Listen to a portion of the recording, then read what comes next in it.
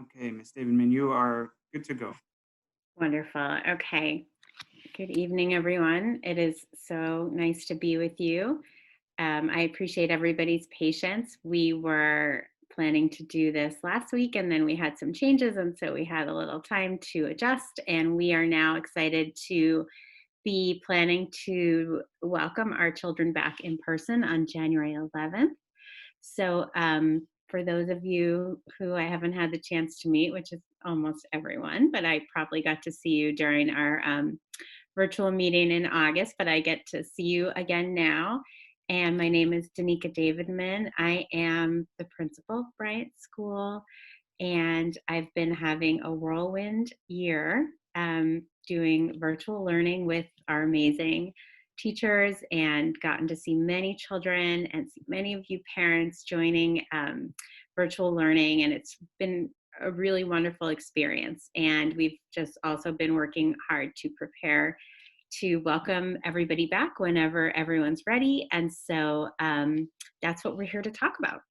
So Mo, if you would advance to the next screen. And we can go right to the next one since I introduced myself, and I'll just give you a quick overview. So we're going to talk a little bit about the registration process and the schedule for our program. We're going to talk a little bit about instruction and how that's going to go, the classroom environment, and the learning experience your children will have. And we'll have some time for questions and answers. So we can go to the next. Thank you. So registration, you all should have received a letter from the district, and it's giving the opportunity for all families to register. So previously only pre-K, kindergarten, and self-contained special ed classes were coming back, and now we are going to be joined within a couple of weeks of us coming in the first phase by the rest of the district. So we, pre-K, kindergarten, and self-contained are coming back January 11th, and then we will be followed by everyone else not that long after. So you should have received a link to a remote only option to register. So if you don't complete the registration form, it will be assumed that your child's going to be coming to in-person learning. So if you do want to keep your child remote for the time being for the rest of the third marking period, then we want you to make sure you return that form, that registration form, by Friday, December 18th. And so that we have time to plan. And like I said, in person is the default. So if you want your child to stay remote, we need you to send that form back. If you haven't received the form or you have any questions, you wanted to make an edit to what you had sent back, I put the email on the screen for the department that's managing this registration process. So it's counseling@tnexschools.org. Of course, you can also reach out to us at the office. You can email me, ddavidman@tnexschools.net.org, and I'll be happy to help you as well. So next screen, please, Mel. So I want to talk a little bit about what the schedule is going to look like once we go back. And everyone that's been doing remote learning since September has been amazing. We've had a wonderful attendance rate for the families that attend live. And the children come to almost all of their groups all day long. We do 4 or 5 groups throughout the day for every class. And we want to make sure that that schedule is consistent. So whether your child is coming back in person or staying remote, they will have a consistent experience. So the goal is of the hybrid learning model is to sustain that learning community that everybody's worked so hard to develop within our classes since September. So we want there to feel a sense of regularity and consistency for the children. We think that's one of the most important things during this time. So the district has decided to cohort students. So all students will come who are coming in person will come for 2 days a week, whether it's Monday, Tuesday, or Thursday, Friday. And Wednesday will remain all virtual. The morning will be live remote, which is what your children have been doing for now. And then Wednesday afternoons will be asynchronous. So they'll have home learning activities Lunch is going to be grab and go. So meals won't be at school. There will be an opportunity for all children, whether your child qualifies for free and reduced lunch or not, to bring meals home for lunch on the days that they're there. And Friday, I believe they will have the chance to bring home meals for the weekend. But as I said, the current schedule will remain. So we've gone through some changes recently, and those are going to stick through our goal is to have them stick through the end of the school year. So now let's have a chance to look at the schedule. That's the next slide. So this slide shows you our 3 different schedules. So the middle one is the current schedule that you have right now. So your child's particular schedule may look slightly different. This is like an example. So for instance, your small groups may be at a slightly different time, or your afternoon gross motor read aloud group may be a slightly different time, but everybody's opening group right now is at 9:15, and your closing group is from 2 to 2:15. And so that is going to remain the same, whether your child stays all remote or comes in person for those 2 days a week. And then the afternoon will remain the same for both groups. So in person, children will be coming from 8:20 to 11:20. So a 3-hour day, and then they will continue remote for the afternoon. So if you look at the column on the left, that's the in-person column, and that's happening simultaneously as the all remote column. So the children that are going to be in person will be coming a little earlier. They'll be having some choice time. We anticipate that arrival will take a little longer than it typically does. We'll make sure everybody washes their hands. It's going to be a little slower, even arrival into the building time. So we're going to, of course, ask everybody to budget time for that. We have to check every single child's wellness form before they come in. We're going to do things very slowly and make sure everybody's coming in one at a time and paced, going to their classroom carefully. Then they'll have time to play. They'll have opening group, which will be streamed. So that's the one that we know for sure we'll be doing as like a hybrid. Well, their remote children will be having their same experience for the most part that they've been having with their remote learning group. And then the in-person children will also be having their opening group at the same time. And then the in-person children will have play planning. They'll have a chance to go to their area where they'll have their materials. They'll have their small group time, and that will also be happening at home. And the way that we'll be able to manage that in preschool is that we have 2 teachers in our classroom. So we have our lead teacher, we have the paraprofessional, and the paraprofessional will provide instruction under the teacher's oversight. So both groups will have learning time with the lead teacher, and they'll also have some additional learning time with the paraprofessional. There's going to be, for the in-person group, a chance to go outdoors for walks and to play in some of our play areas. And we have a rotation schedule set up for that. And they'll also have time to play in their individual areas. But your remote schedule that you've had, if you plan to stay remote, will be the same. And the difference will be that some of the children that had been in the groups with you virtually either will have their groups separately at school, or the children may see them for the large groups, which the opening group will be synchronous. And then Wednesdays, you've all been experiencing already that they're all remote, the mornings being live remote and the afternoon asynchronous. So if we could see the next slide, Mo. So instruction, in-person and remote students will have access to the teachers and their peers in real time.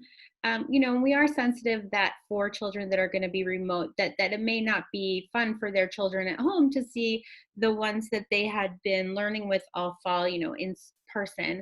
So we will be very sensitive to that and really work on keeping their experience consistent and being sensitive and responsive. So if it is fun for everyone to experience seeing each other doing different things, the teachers will be responsive to that. Opening group, as I said, it'll be synchronous. Small groups will be run by the teacher and the para, and the afternoon gross motor, read aloud, and closing groups will be virtual for all and will continue exactly as they have been. So we could see the next slide, Mo. So the environment in the classroom, this is something we have given a lot of thought to and we've been working on. So you can see in the picture that those are some of the posters that we have around. They are visual. So the one on the right shows a picture of a mask. The one on the left, it's all text. So we know this is a sign that we have at an adult area, but we don't expect all of our preschoolers to be able to read. So our signs that we have around the school also have a lot of visuals, that especially those in the classroom. And then you can see that's our dispenser that is operated by your feet to dispense hand sanitizer. So we have reduced travel throughout the building. So we've identified exits and entrances around the building in zones that will use for particular groups of classrooms that are closest to those areas, so that we're not all coming in and out of one area every day. And we have 6 feet marked around the building and in the classrooms, and the classrooms are measured out and divided out by their distance as well. If you can go to the next slide, Mo, I'll show you some pictures. These are some of the individual material bins that we've set up. So you might not be able to see it that closely on the screen, but they have children's names on them.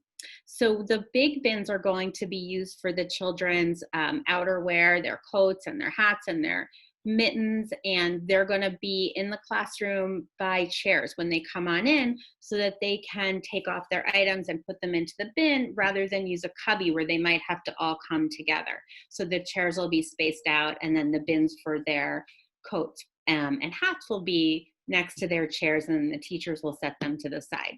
The smaller bins on the right are an example of individual material bins. So your child would be in their area that's got room for them to play, and then their individual bins of materials would be with them. Some classes, the children may rotate to another area, and while they're going to wash their hands, the paraprofessional will disinfect and sanitize the area before another child comes to play there. But most importantly, the materials will be staying with the child. So their names are on the bin to show that that's there. So for instance, there might be a bin that says like John blocks, or Mary art supplies, and they would be with that child and they would stay with them. If we could see the next slide, Mo. So these are some photos of one of our classrooms, and you can see in the picture on the left that we have clear screens on the table, and there's only 2 chairs at each table. So children, if they are in an area together, there would not be more than 2 of them, and they would be wearing masks and have a shield between them. And as I said, their materials would be with them in their area. And on the right, I think you can see how spacious it is, that things are very spaced out. We've worked hard with our custodial crew to set up our classrooms so they're still fun, but they're really spaced out. So if we could see the next one, Mo. So I wanted to just talk a little bit about hand washing. So it's something we're always really cautious about, and we do diligently in preschool. So long before COVID, we always had very clear protocols for hand washing. So we were pretty prepared for this. And we know that one way to keep kids in school and maintain their attendance and have access to their chance to learn is by reducing the amount that they get sick. So we've always been really focused on making sure kids know how to wash their hands. We've always taught them to rub their hands for 20 seconds. We have little songs and finger plays that we do with them to do their 20 seconds. We budget time in the day for all the children to have that time to wash their hands, and we want them to learn how to do it all by themselves, but we really watch and make sure that they do, and we help them remember the routines. And you can even see here on this little, we call it a task analysis, the little steps in each of for the task that they're doing. It has step by step. The last one is turn off the sink using a paper towel. So we want to help children remember once their hands are clean, we want them to stay clean. So if we could see the next slide, Mo. So for our children in pre-K, we have some routines that we stick to. So we always wash hands when we come to the classroom. before and after we prepare food as adults. And so for children, before they eat and after they eat, after they use the restroom, any bodily fluids. So if they touch their nose, if they, our preschoolers can have saliva more than older children. So if they, lick something or their hands, they're going to go wash their hands. After cleaning, we want them to wash. Messy play, so like Play-Doh, they would wash before Play-Doh and after. If they touch a trash lid, so we try to make sure that we have step-on cans in the garbage cans in the classroom so the tops don't have to be touched. And for adults before they would give medication, although that's probably not going to come up. But if we can see the next slide, Mel. So these are just some of the preschool friendly visuals that we have for our children so that we can get them used to these routines. On the smaller on the top right is a little song, an example of one of the ones that we might sing for 20 seconds while they're washing their hands. If we could see the next one, Mo.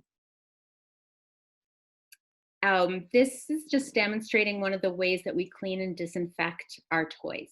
So one of the ways that we've tried to reduce having to do this so often is by doing the individual bins, but we would still weekly wash those toys as well. And then we have done some training with our paraprofessionals so that they're really clear about the protocols, and have also worked with the custodial staff to make sure that we have the correct cleaning materials on hand as well. And the district also has some wonderful green products that they're using to make sure that the classrooms are disinfected daily as well. So if we could see the next one, please, Mel. So this is a little video. I think, yeah, I need you to press play just to give you like a tour. Is there sound? There should be sound.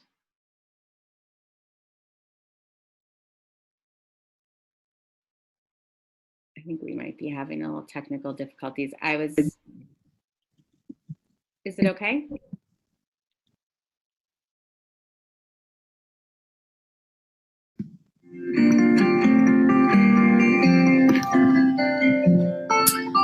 So I wanted to show you some things that you might not have seen about what we have prepared at school.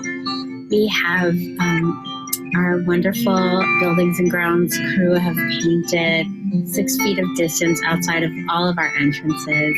This is the entrance closest to the nurse's office. Arrives to school without their wellness form complete, they will be heading over to the waiting area to get their form completed. The nurse will reach out to you to have you complete the form over the phone with her, or when she's available, she will help complete the form for your child. And this is the way that some children will walk to their classroom outside doors that lead into the building. And this entrance that we're going to see in a second goes into the cafeteria. This is the car line entrance. This, you can see how children will be escorted from their cars to one of the entrances. If you're a walker and you're going to park or you're going to take public transportation, or you even live close enough to walk, this might be where you would stop and the teacher would come and get your child after checking your wellness form. Here's one of our classrooms. You can see the prepared bins for coats and individual material bins for all the different fun games and toys. We have clear shields set up at the tables, no more than 2 chairs at the tables. And we have put away all of the soft items for right now, and we've made sure that our technology is available and integrated into the classroom so that all the children will be able to see each other and interact with the teacher during instruction. And here is one of the interior restrooms, and we are going to support all the children in learning how to independently follow the steps to wash their hands if they don't already know how to do it. We want you to get to see some of the outdoor spaces that the kids can play in. There's a couple of playgrounds right off the main lot, and we will also give kids a chance to play in the courtyard playground. And we want to make sure everyone gets outside as much as they possibly can, even when it's cold. So I'm very excited to do that. We want children to get to play outside as much as possible. So please dress for the weather every day. Make sure you're ready to go outside and play unless it's really, really cold, really, really raining hard, or really, really snowing. Because otherwise we want to get outside in the fresh air every day. Every day. Very Jersey of me, right? Okay. That. So that is our presentation. Mo, if you could just leave this slide up and I will try to look at your questions. And I also want to thank so many of you for sending your questions in ahead of time. I hope that it's not been too annoying. I keep sending out reminders with the link to the question form, but you really are sending them and I really appreciate it. It gave me a chance to think ahead and try to answer them. So what I'm going to do is I'm going to answer some of those first because I really appreciate that you guys did that. And then I'm also going to do the best that I can to get to your questions that are in the chat. So I want to look first at some of the ones that you have sent. So we have, let's see. One of the questions, that people have asked is, how can they sign their child up to come in person and how can they have their child stay remote? And so, I hope that that's clear, but I don't want to step over that the process is a little different this time around. When we were going to open in November, it was sort of flipped, that it was assumed you were staying remote. And then if you didn't send your form in, then you would stay remote. So this time it's different. If you don't send your form in, it's assumed that you're coming in person. Of course, no one is going to come to your house and pull your child out if they're not there. So we want to just make sure that we have accurate information. And if you really want your child to come, definitely send that form in as well, the registration form. If you really want your child to stay remote, then send your registration form. If you are not sure how to access the registration form, you can email me, ddavidman@tnexschools.net. I will make sure you get the link sent to you. And if you have any questions about the registration process, you can email counseling@tnexschools.net as well, and they will be, .org, I keep doing that. Anyway, you can always email us and we will help you. You can call us and we will do our best to help you. We want to make sure that you do get your child registered properly where you want them to be. There's some questions about, if we plan to have teachers tested. I've actually gotten that question, as well as do we plan to have our children tested for COVID? And so I know that we have someone, I think Mr. Cameron Cox is on with us. And if you don't mind, Mr. Cox, just unmuting and explaining to our families what the process is for the staff's testing and the district's plan for children. Yes, good evening, everyone. Thank you for having me. My name is Cameron Cox. I'm the district coordinator of Safety and Truancy Services, and effective July, as the state mandated during its return, the NJDOE with its return to school plan mandated that every school have a COVID-19 response coordinator. I am him as well. In response to the testing of teachers, it's going to be an internal policy for the TNEC public schools to encourage testing on a consistent basis. As a baseline, prior to interacting with children for in-person instruction in January, every teacher and staff member will have to submit a negative COVID test to be allowed to be in in-person instruction with our students. Additionally, because I know this is kind of multifaceted and it may come up later, so I just want to kind of, since we're on this topic, talk about it now. The district has been offering Wednesday testing for all staff, students, and their parents. If you have health insurance, you just give your health insurance card and they'll process it with no copay. If you do not have health insurance, there's an additional form that under the CARES Act monies, individuals from high concentration and high transmission rate areas can get free testing. And that is currently occurring, and it will occur next Wednesday, as well as Wednesday the 30th. Every Wednesday in the BF parking lot, you should have gotten an email from the district. And furthering that, as it stands now, January, February, and March, we have testing twice a month.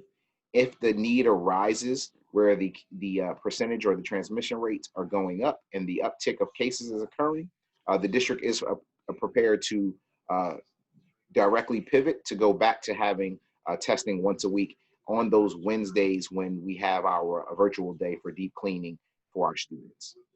Thank you. Thank you so much. I've another question while we have you that I've gotten a few times from families. They want to know, what are the steps for a response for the district to respond if there's a potential exposure to COVID in the school? They want to know how they will be informed, or if they will be informed if that occurs. Okay. And so I want to caution everyone to not be guided by pandemonium and innuendo. If there is a case of exposure, confirmed case of exposure, we are currently working directly. I speak with the Teaneck Health Department probably 3 times a day at a minimum. We utilize their guidance as well as CDC and New Jersey Department of Health guidance to dictate our contact tracing protocols. Additionally, any individual who is a direct or secondary contact of an individual who is a confirmed case will be directly informed and given their own personal quarantine protocols. As far as information purposes for the parents, we have to maintain the utmost paramount confidentiality when it comes to the health status of any individual, your student, another student, faculty, or staff member.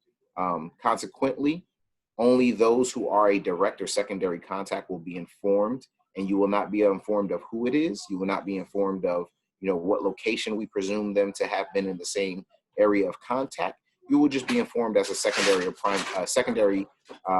or a direct or secondary contact. Excuse me, my daughter's coming in with the dog. As a direct or secondary contact, so that you can get your quarantine protocols. The other individuals not directly impacted, and by directly impacted, I mean direct or secondary contact, you will be notified for information purposes only with a mere, there was a confirmed case of COVID at your child's school. At this time, all individuals that were directly impacted, either through direct contact, primary contact, or secondary contact, have been notified to themselves, begin to initiate their mandated quarantine protocols. As of now, we are going to take these steps: cleaning the building, disinfecting, blah, blah, blah, blah, blah.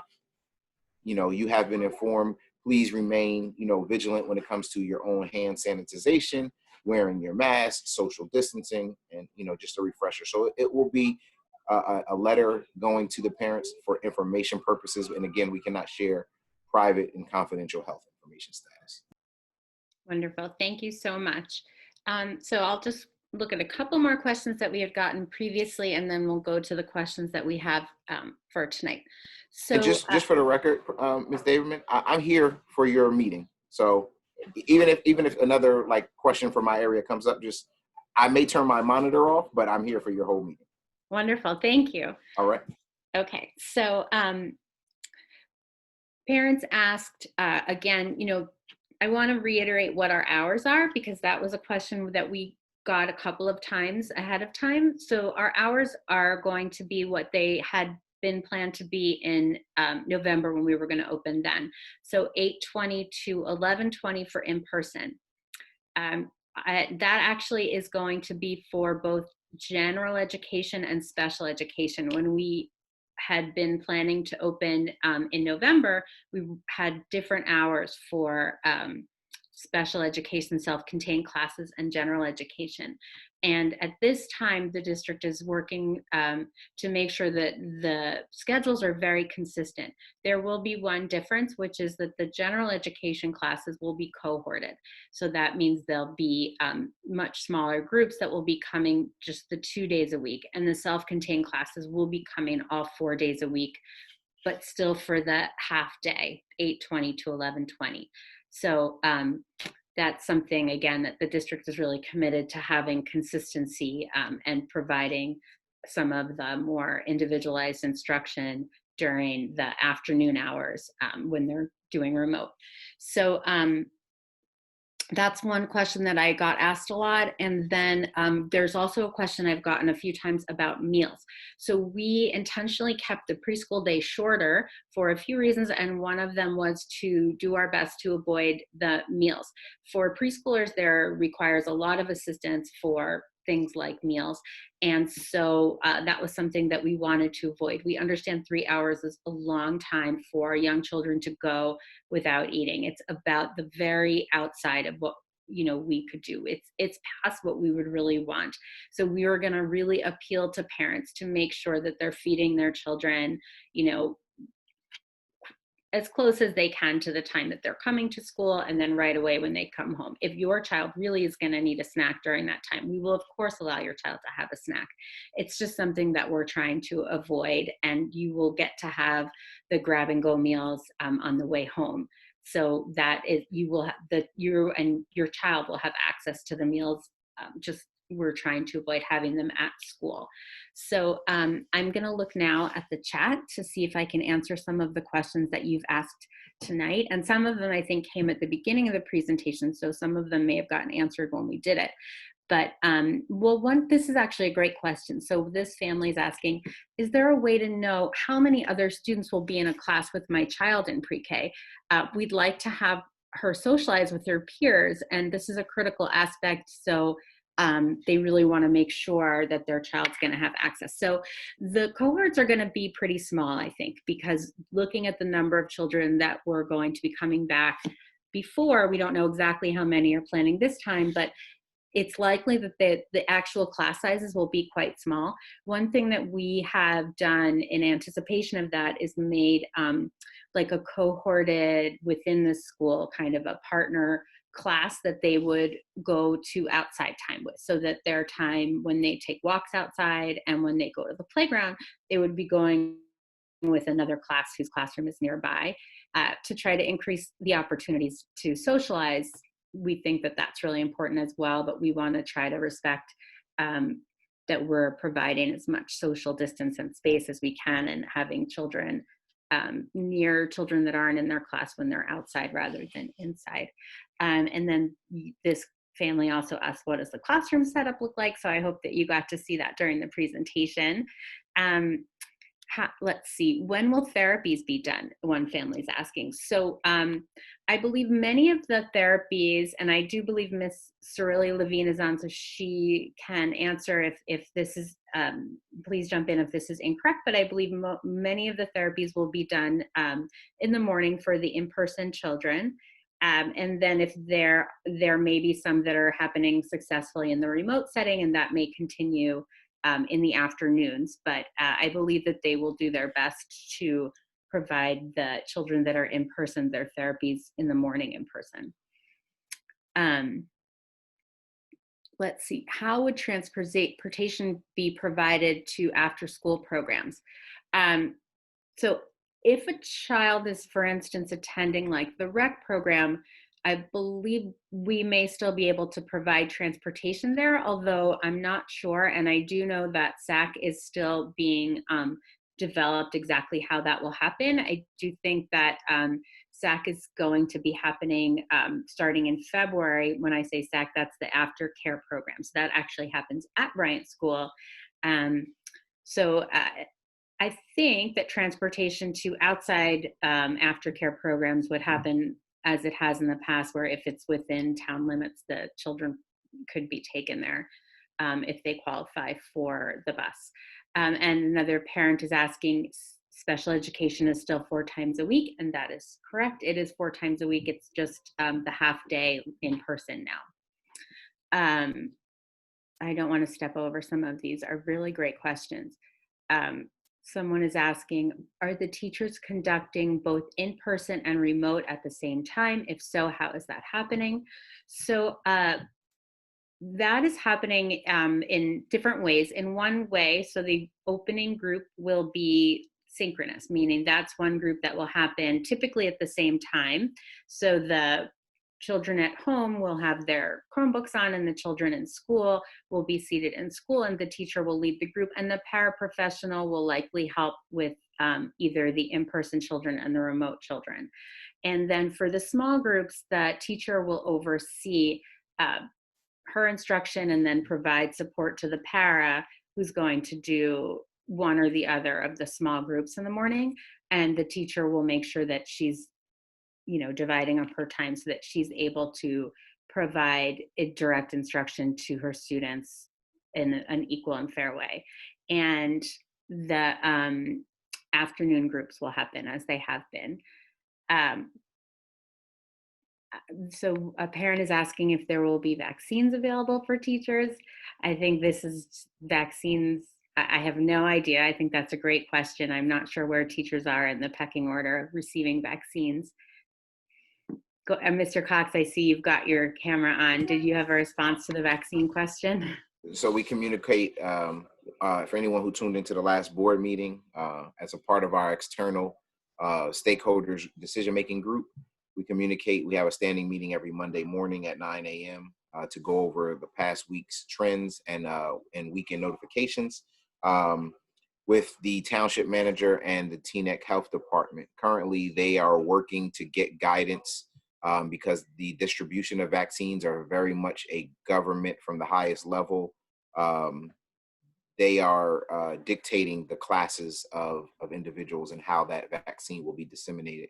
Currently, we know the priority group is long-term nursing care facilities and frontline workers. There's some legislation that's trying to be worked through currently. I know the transition of power hasn't occurred yet in our country completely yet, but there is some legislation being considered that moves teachers to the frontline worker classification. Currently, teachers would, without any change in classification, would just go in tier 2 or tier 3 based upon their prior health conditions. And so that could mean teachers may not see a vaccine till July or August of 21. If the legislation does go through, there may be, and that's an outside chance, but there may be an opportunity somewhere around February, end of February, where teachers may be able to begin receiving dose 1.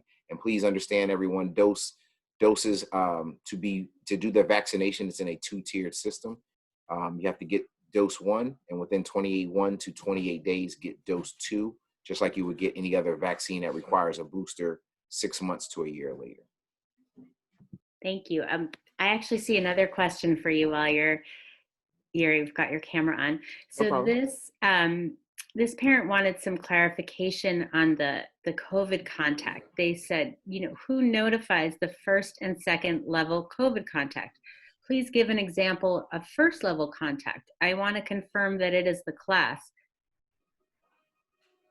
And the notification timeline, and who will be sending the notification. Okay. And so my office will work with, specifically as it relates to Bryant School, my office would work with Principal Daverman, and we would make the notifications. The clarification would be, let's say, and I don't like to put specifics on it because we can't use specifics, but there's a classroom in Bryant School.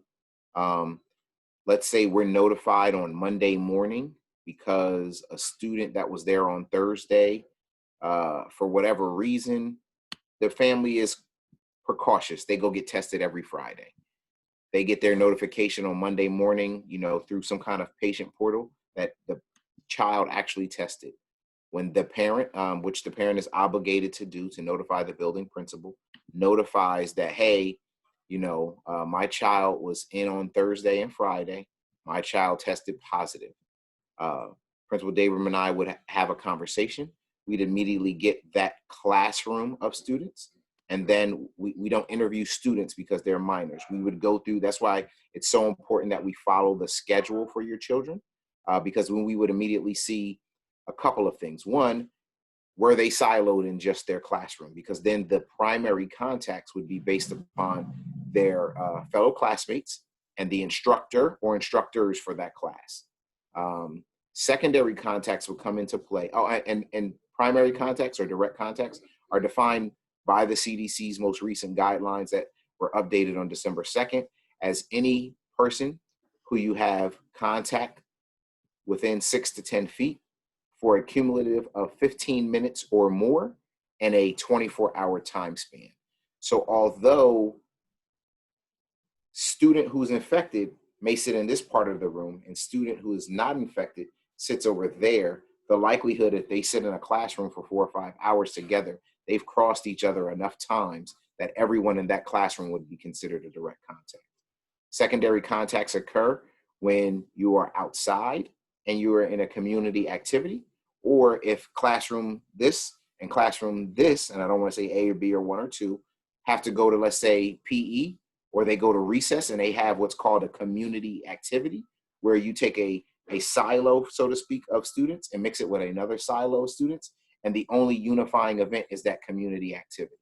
And so those individuals would be a secondary contact because the only thing they have as a commonality is that one community activity. Again, working with Principal Daverman, we would make sure that we had an accurate accounting of the students that were there. We would go through the list. We would go through their activities over the days in question, and then we would inform the parents of those individual students. Consequently, if that then in turn becomes multiple tests, because that's always the follow-up question. Okay, well, my child was in that classroom and I don't know that they have it, but I want to get tested. Let's say you go get tested. If that arises multiple other positive tests, it is that at that time that we would have to, with the guidance of the Teaneck Health Department and with the guidance of the CDC recommendations, consider closing down a portion or all of Bryant School for a 14-day quarantine, thorough deep cleaning, and allow for those students to all be learning virtually so that we could have our, so that we could all have our quarantine time for that school to kind of get back to a zero baseline. I hope I've answered the question. Very thorough. And I think it brings up the point of why it's so important to maintain, our remote learning and be consistent, because you never know at this time when we may have to go back and forth, and we want to keep that consistency for our kids. So it's good to keep that in mind. I want to, could I just add one thing to that, Principal Daverman, because you said something about keeping the virtual learning. Currently, the state as a whole is in orange, which is high. Very high is red. There are portions of the state at today's date that are trending to very high. Under very high, let's say that Bergen County goes back to very high. NJDOE guidance following New Jersey Department of Health risk assessment matrix when it comes to COVID-19 transmission. Any area, region, or city that is considered very high or red, no in-person learning is actually allowed under that matrix and under NJDOE guidance. So if unfortunately we get to a point where we're in the red zone, there will not be, the NJDOE won't allow you to have in-person learning. So I just want to caution the parents and make them aware of that, because as Principal Daverman said, we may have to repivot. Unfortunately, we have a holiday coming up where there may be some more relaxed activities amongst families and intertwining and lack of social distancing. So if something, crosses over and unfortunately Teaneck or Bergen County as a whole, we find out that on, January 12th, transmission rates and tests have come back from over the holiday that we've trended to very high, which is red. The NJDOE will not allow Teaneck Public Schools to have in-person learning. Good to know. I didn't know that about the red, so that's really helpful to know that. I see a couple of other questions that I can address. So will the kids have community playground time? So I hope I addressed that. We're going to do our best to have that, where we're having 2 classes go out together, 2 small classes.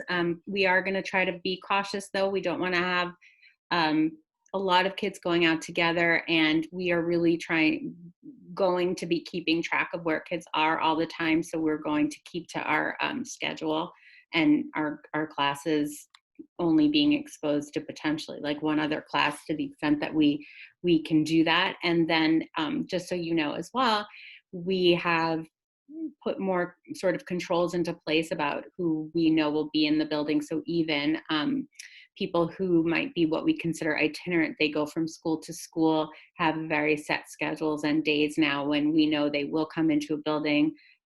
They're not going around the school, to pop into classrooms as they might have in the past, but now we'll have, communicated ahead of time where they're planning to be. And that way we can assist if we need to, if anybody, if we did need to do contact tracing, we will have a record of, where everybody was in the building. So let me just see, I think I saw another question that I wanted to address as well. Somebody asked, will parents have the option to choose which days their child will attend, Monday, Tuesday, or Thursday, Friday? And as it is now, my understanding is that parents will not have that choice. They will be what we are calling now cohorted. The district is planning that cohorting based on names and space. So I don't believe parents are going to be able to choose based on their preference. They're going to be assigned. There may be more information about that available. And, I do believe that process is going to be worked out the cohorting will be done and the information will be given out, by the first week in January before we come, so that we can move forward with transportation plans, et cetera. Somebody's asking, how will social distancing be maintained in the playground? Where will children play if not outside? So on the playground, the children will be with their classes. If, for instance, if they take walks and they're spaced on their walks, they will not necessarily have to wear a mask. But we want them to get a chance to have breaks with their masks, but on the playground, if they aren't able to socially distance, they would keep their masks on the playground. But we do, that is a time that they would be around their class and the other class, and be able to play together outside. Let's see. Someone is saying it's already a fairly short day. I think we asked this one. How long? I don't know if we did. Can therapy occur after the in-person school hours? I think that's a good question, and that maybe I'll have to look into that one. If only, as somebody else is asking, if only a small number of children are heading back in person, will they be able to attend 4 days instead of 2 days? So we, can anticipate that we are going to have smaller groups of children. When we were coming back in November, we had small groups of children, but I believe the district, is very committed to consistency and having the plan that goes into place for this third marking period remain. And so for planning and consistency, I don't believe that will be changed. There will be another opportunity to reset for the fourth marking period. So that could change at that time. Of course, that's eons away and everything could have changed a lot by then. But as I understand it, we're going to be staying with the 2 days a week cohort for general education through the third marking period. Someone else is asking, how long does it take for the district to get the test results? I can tell you I've been tested at BF 3 times now, and it's gotten faster each time. So they've gotten it back, I think, within 2 days, the last 2 times I've gone there. So it's very fast. Go ahead, Mr. Cox. You probably are the best to answer this one. So currently, the first time is definitely going to be your longest time because 2 things are happening. One, you're a brand new patient, so they have to ensure that on their back end, everything is working. And 2, the notification process of the first time you sign up for the portal, right? So you won't be able to really initiate your portal sign up until they've processed your first results. Generally, processing takes 2 to 3 days with the vendor that we are utilizing because It's not a third party. They are collecting the samples and then themselves have their own lab, which allows them to, when they leave on Wednesday, take them Wednesday night, start the cultivation, not the cultivation, excuse me. What is this called? When bacteria grows in a lab, I'm sorry. Oh, culture. Culture, when they start the culture, there we go. They start the culture Wednesday evening. You need at least 36 hours. So after you're in their system, generally by Friday evening, you're getting your results. You're getting the email notification on your phone. You can use your phone, log straight in, and it'll take you right to your lab results.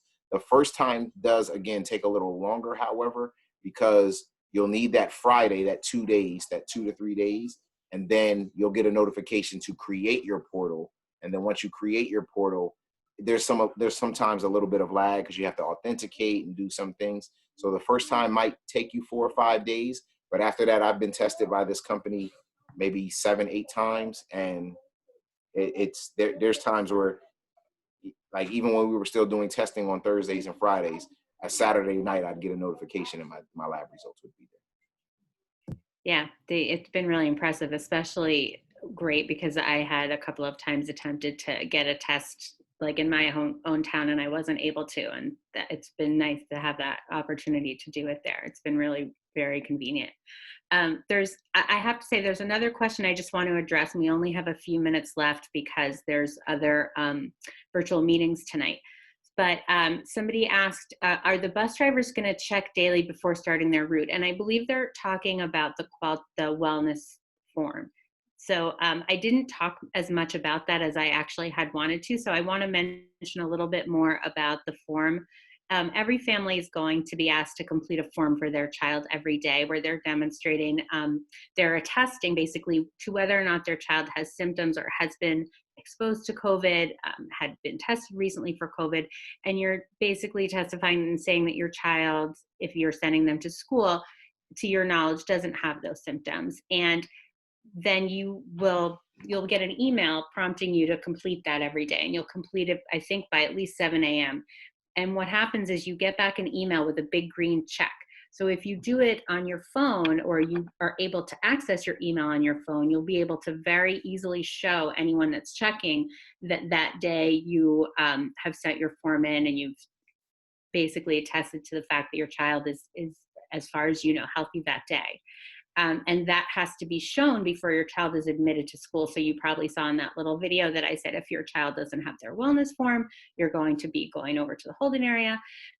Our little one area that's not perfectly set up for that is the bus, because the bus drivers, I don't believe, are going to be checking that form. And so it's going to be checked when they get to school.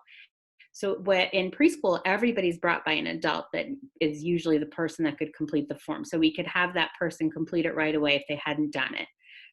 But the bus, they wouldn't be. So they wouldn't have done that. So our families that choose to take the bus are going to have to really be vigilant about that. And if they're allowing their child to get on the bus without the form, they wouldn't get stopped as they're getting on the bus. But they would, once they got to school, have to be escorted over to the waiting area, which is not, a terrible place. It's just our cafeteria and it will be fine. But then, we would have to track you down and have you complete it over the phone or have somebody take their temperature, I believe, and complete it at school. But we really would like everybody to plan to make sure that they get that done before anybody gets on the bus, because why have your child come if they're not going to get to go right to their class with their classmates? I think that we have answered most of the questions. Someone is asking, what happens if my child's teacher is absent? So that's something that we've thought a lot about, is absences. And so we actually have a sub assigned to our building. We also have some ancillary certified staff in the building that would provide backup substituting. And the district is, I believe, working on getting additional subs as well, so that we would have substitutes available. And then we would also make sure that we were providing instructors to complete the remote learning as well, to the extent that was possible. So One thing I do want to say additionally about choosing your cohort, choosing whether you're coming back in person or you are going to stay remote, I believe that if you choose to come back in person during the next marking period, at any time you would be able to change your mind and go back to all remote. But once the marking period starts, you would not have the option, or sorry, once we get to January 11th and school starts, you wouldn't have the option to change from all remote to in-person during the third marking period. You'd have to wait for the fourth marking period. So you could go from in-person to all remote, but you wouldn't have the choice to go the other way and go from all remote to back in person if you were had already made the decision to stay all remote in the beginning. So I hope that we answered as much of your questions and that it was helpful to you.